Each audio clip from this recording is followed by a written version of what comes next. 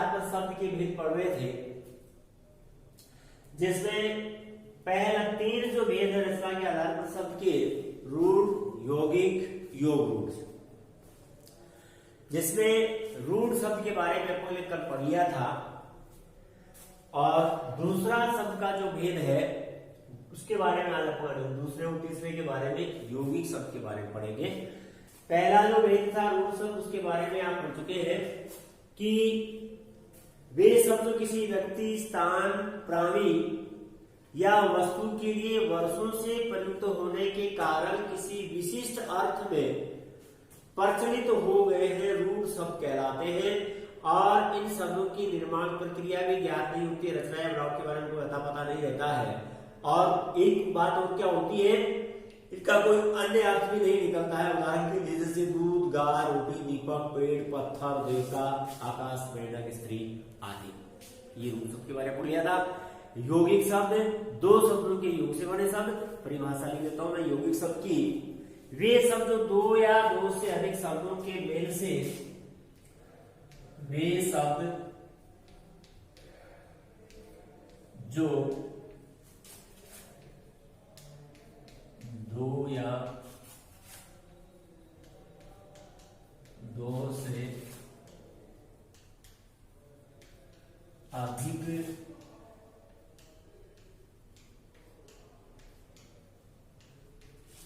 शब्द, यानी वे शब्द 2 या 2 से अधिक शब्दों से बने हैं, शब्दों के मेल से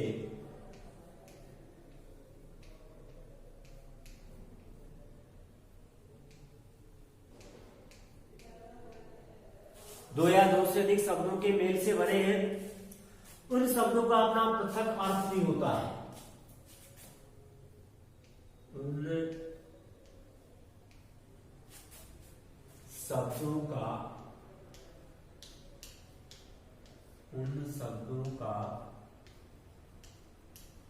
अपना पृथक यानी अलग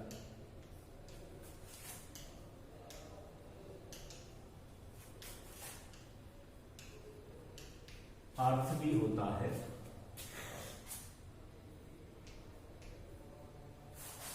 उन शब्दों का अपना पृथक या अलग कह सकते हैं अर्थ भी होता है, और किंतु मिलकर अपने मूल अर्थ के अतिरिक्त, किंतु मिलकर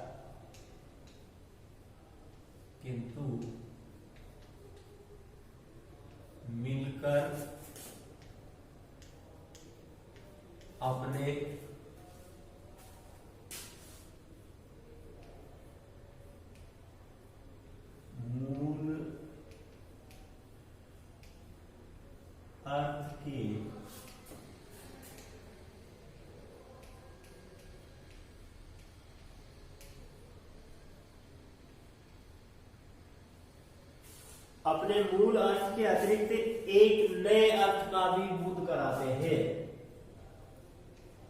एक नए अर्थ का भी बोध कराते हैं। एक नए अर्थ का भी बोध कराते हैं, बोध का मतलब जानते ही हो, ज्ञान कराते हैं। एक नए अर्थ का बोध कराते हैं, उन्हें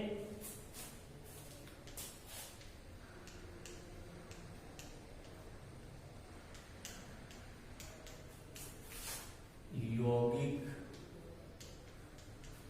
शब्द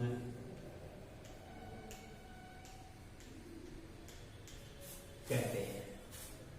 वो क्या कहलाते हैं? यौगिक शब्द कहलाते हैं। समस्त संधि, समास, उपसर्ग एवं प्रत्यय,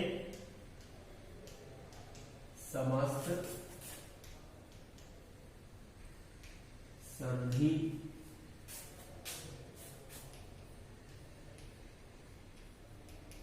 समास,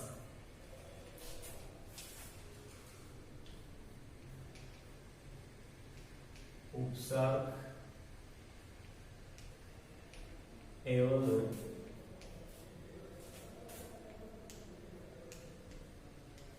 समस्त संधि समास उपसर्ग एवं प्रत्यय से बने शब्द यौगिक शब्द कहलाते हैं। प्रत्यय से बने शब्द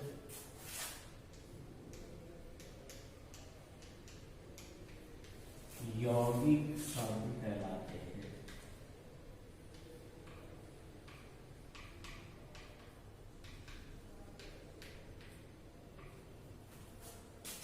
समस्त उपसर्ग जो है समास समस्त संधि समास उपसर्ग प्रत्यय से बने शब्द यौगिक शब्द कहलाते हैं। उदाहरण के लिए जैसे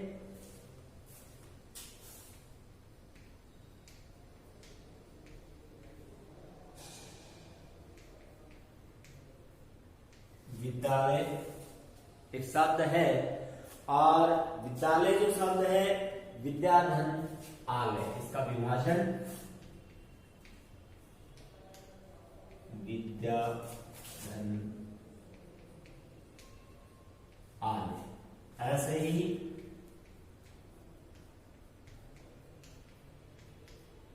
प्रेम सागर प्रेम धन सागर, दो शब्दों के योग से। ऐसे ही प्रतिधन दिन,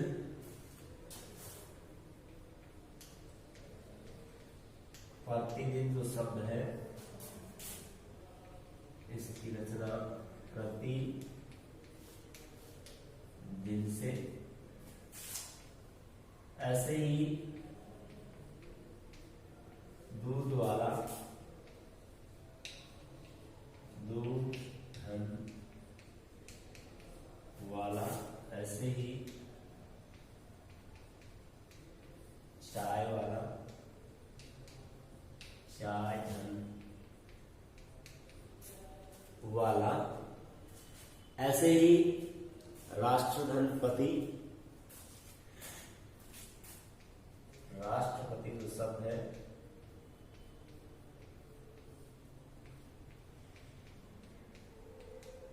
राष्ट्र धनपति। ऐसे ही महर्षि महाधन ऋषि। ऐसे ही महापुरुष महाधन पुरुष, महात्मा महान धन आत्मा। तो इसमें ध्यान रखने की सबसे जो बड़ी बात है वो ये है, एक बार ध्यान से देखिए इसको। यौगिक शब्द वे शब्द जो दो या दो से अधिक शब्दों के मेल से बने हैं। उन शब्दों का अपना पृथक अलग अर्थ भी होता है, किंतु मिलकर अपने मूल अर्थ के अतिरिक्त एक नए अर्थ का भी बोध कराते हैं। उन्हें यौगिक शब्द कहते हैं। समस्त संधि समास उपसर्ग प्रत्यय से बने शब्द यौगिक शब्द कहलाते हैं। जैसे विद्यालय विद्याधनालय, प्रेम सागर प्रेम धन सागर, प्रतिदिन प्रतिधन दिन, दूध धन वाला दूध वाला, चाय वाला चाय धन वाला, राष्ट्रपति राष्ट्रधनपति, महर्षि महाधन ऋषि। दूसरा बिंदु हो गया अपना। तीसरा और आखिरी इसका अपना जो बिंदु है वो है योग रूट, यानी योग दो शब्दों के योग से भी तो शब्द बने हुए हैं, उसके साथ ही साथ उन शब्दों का प्रयोग रूढ़ शब्द की तरह किया जाता है।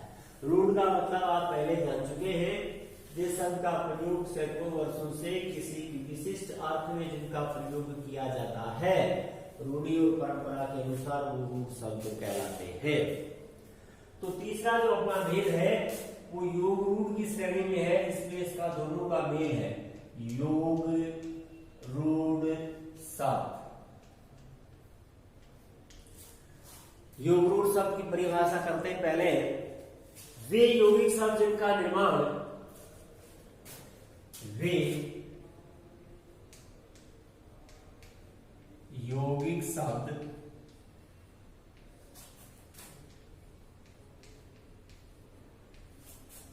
जिनका निर्माण वे यौगिक शब्द जिनका निर्माण पृथक पृथक अर्थ देने वाले पृथक पृथक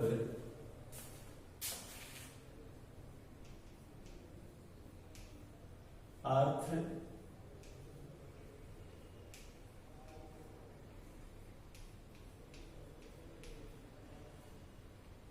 पृथक पृथक जो है या भिन्न भिन्न अर्थ देने वाले शब्दों के योग से होता है। देने वाले शब्दों के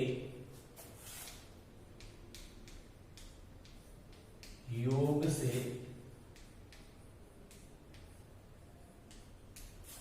होता है, और किंतु वे अपने द्वारा प्रतिपादित किंतु वे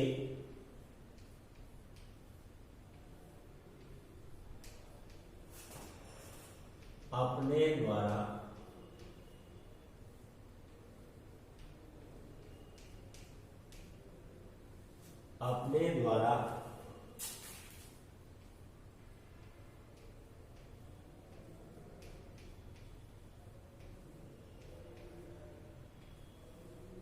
किंतु वे अपने द्वारा प्रतिपादित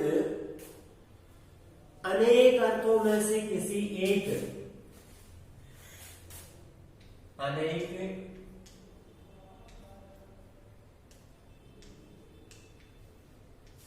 अर्थों में से किसी अनेक अर्थों में से किसी एक विशेष अर्थ का ही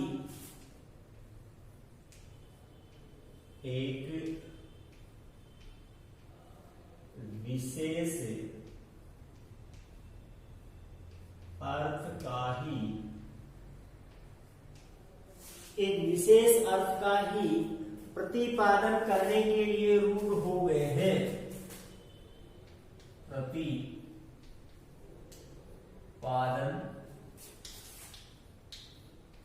करने के लिए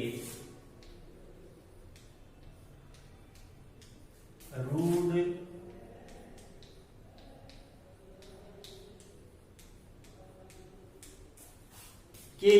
हो गए हैं। ऐसे शब्दों को योग रूढ़ शब्द कहते हैं। ऐसे शब्दों को ऐसे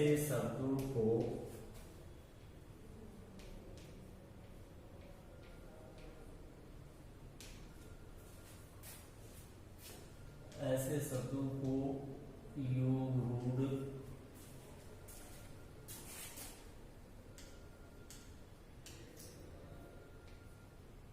कहते हैं।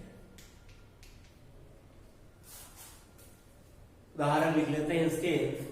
ऐसे शब्दों को योग रूढ़ कहते हैं जैसे पीताम्बर, जैसे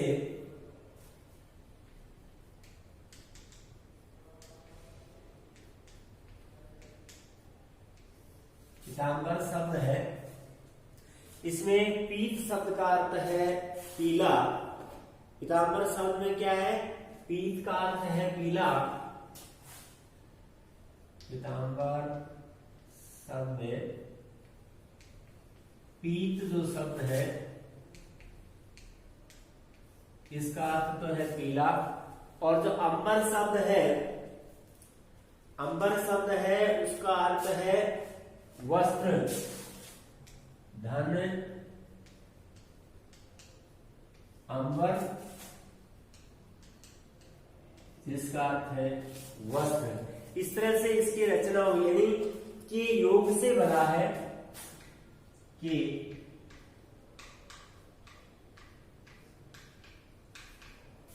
योग से बना है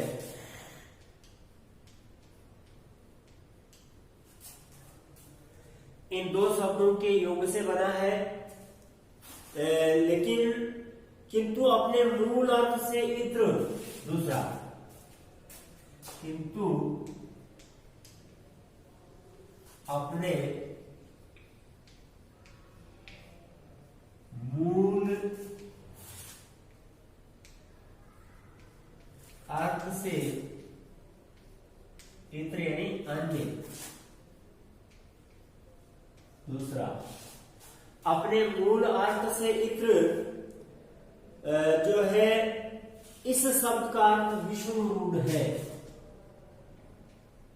इस शब्द का अर्थ, इस शब्द का अर्थ विष्णु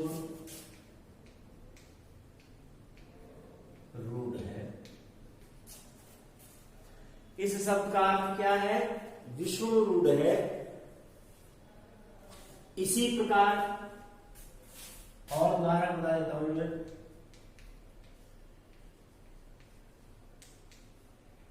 इसी प्रकार गजानन शब्द है। तो देखो इसका अर्थ क्या होता है? शब्दों के योग से तो बना है ये गज धन गज, जिसका अर्थ है हाथी, धन आनंद। इस शब्द का अर्थ है मुख। तो वैसे तो इसका अर्थ हुआ हाथी का मुख, लेकिन विशेष अर्थ अपना अर्थ जो छोड़ करके, दोनों शब्दों का ये अर्थ छोड़ करके ये श्री गणेश के लिए गजानन शब्द का प्रयोग किया जाता है। ऐसे ही लंबोदर शब्द है। लंबोदर शब्द में यही हो जाएगा। लंबा जो शब्द है इसका अर्थ जो तो है लंबाई से। धन उदर शब्द का अर्थ यहाँ पेट है। तो वैसे तो इसका अर्थ हो गया लंबा पेट, लेकिन गणेश के लिए लंबोदर शब्द का प्रयोग किया जाता है। ऐसे ही दशानन शब्द का प्रयोग, दस है जिसके आनंद, दस आनंद यानी मुख, रावण के लिए प्रयोग किया जाता है। जलज एक शब्द है,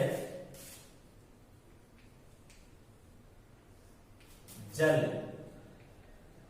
जल यहां पानी। धन जय, जय का अर्थ है जन्मा हुआ। इसका अर्थ तो हुआ पानी में जो जन्मा हुआ, लेकिन कमल शब्द के लिए जलज शब्द जो है रूढ़ हो गया है। ऐसे ही पंकज, पंक, पंक शब्द का अर्थ है कीचड़, जय यानी जन्मा हुआ। पंकज शब्द सॉरी कमल के लिए रूढ़ हो गया है। और ये जो जलज जो है पानी में जो है पैदा, उसके जलज उसका पर्यायवाची हो गया। तो इसी तरह से और भी बहुत सारे शब्द है। त्रिनेत्र, तीन नेत्रों वाला, शिव के लिए त्रिनेत्र शब्द का प्रयोग होता है। चतुर्भुज, चार भुजाओं वाला।